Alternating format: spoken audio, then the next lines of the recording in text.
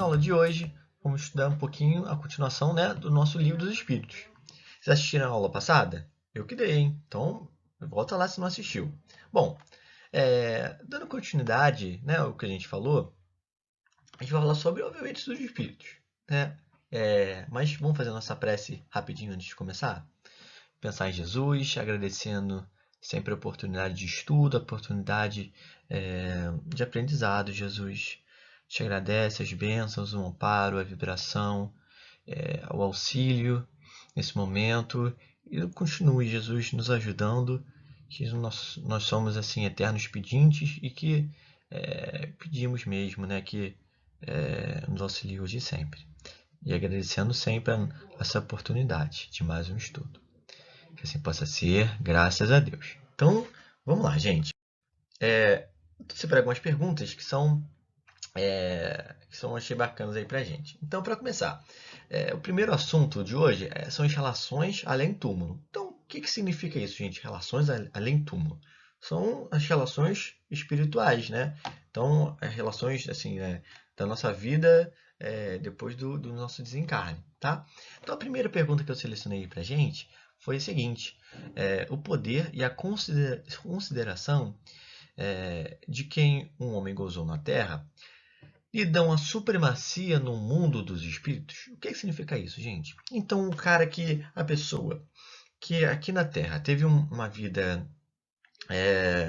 de poder, uma vida com riqueza, de certa maneira, no mundo espiritual, né? Vai acontecer a mesma coisa? Né? A resposta é sempre não. Os livros falam o seguinte: pois que os pequenos serão levados e os grandes rebaixados. Leia os Salmos. Então, é a seguinte ideia, né? O fato da gente ter uma posição assim na sociedade de grau, ele é o chefe, não necessariamente no mundo espiritual ele vai seguir isso. Isso tudo depende, gente, da nossa elevação espiritual. Por isso que não importa se você sei lá, desde o faxineiro de uma empresa até o chefão do chefão. Quer dizer então que o chefão. Não, não necessariamente. Então é questão da nossa moral, da nossa evolução como espírito. Isso vai determinar como é a nossa vida espiritual, né, quando a gente desencarnar. Bom, segunda pergunta. Todos os espíritos têm reciprocamente, né, acesso aos diferentes grupos ou sociedades que eles formam. Então, o espírito tem livre acesso a todos os grupos, a todos os espíritos? A resposta é a seguinte: os bons vão a toda parte, e assim deve ser, para que possam influir sobre os maus. As regiões, porém, que os bons habitam estão interditadas aos espíritos imperfeitos, a fim de que não as perturbem com as suas paixões inferiores. Bom, gente, então, falou um pouquinho o quê? O que ele quer dizer com isso? Bom, que os bons espíritos, eles vão para várias áreas para, de alguma forma, ajudar os espíritos que ainda estão em evolução, tá? Que eles falam que os espíritos imperfeitos, tá?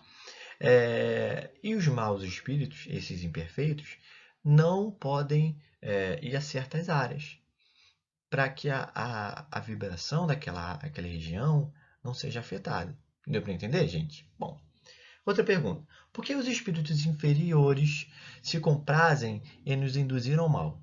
Gente, isso aqui, o que ele quer dizer? Ele fala assim, olha, sabe quando a turma está cheia e você tem alguns bagunceiros?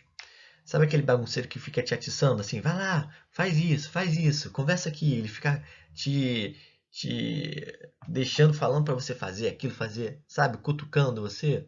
Então é mais ou menos isso, né? Pô, por que será que os espíritos se sentem bem, vou falar assim de certa maneira, né? Quando os outros fazem o mal? Simples por isso.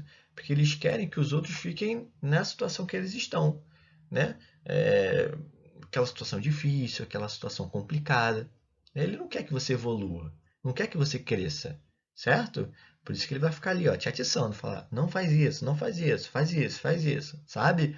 Para você não evoluir moralmente. É muito triste, mas essa é a realidade, tá?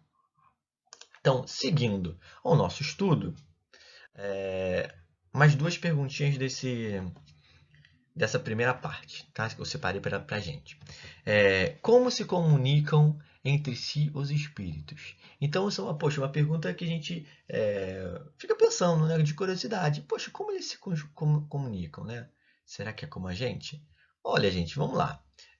A resposta é a seguinte, ó. Eles vêm e se compreendem. A palavra é material, é o reflexo do espírito. O fluido universal estabelece entre eles constantemente comunicação. O veículo da transmissão de seus pensamentos, como para a voz, o ar é o do som. Então, gente, é como se fosse num pensamento, tá? Os espíritos superiores não precisam ficar falando que nem a gente, né? Que nem nesse vídeo aqui, que eu preciso ficar falando para vocês entenderem. Porque eu pensasse assim, ó, aqui, ó, vou dar minha aula sem falar nada. Aqui, ó, tô aqui, ó, parei.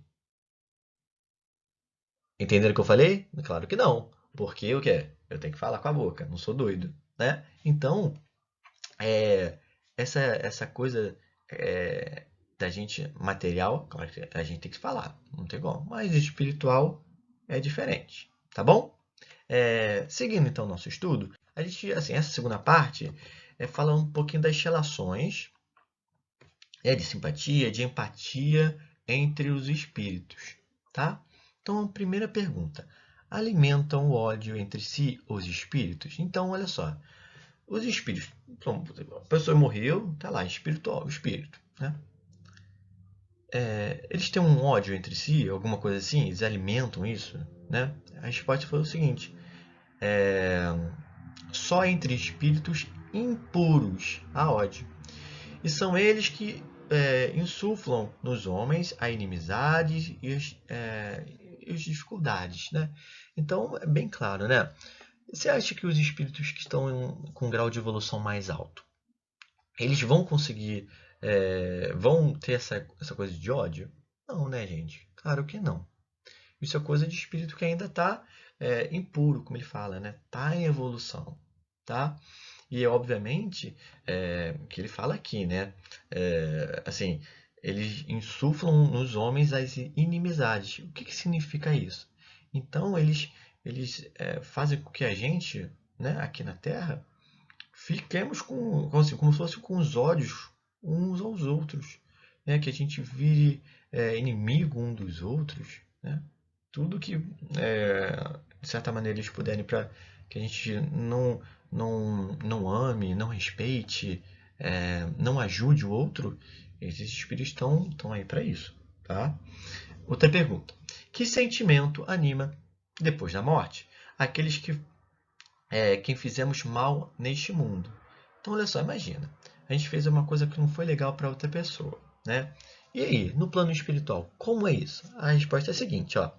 Se são bons, eles vos perdoam.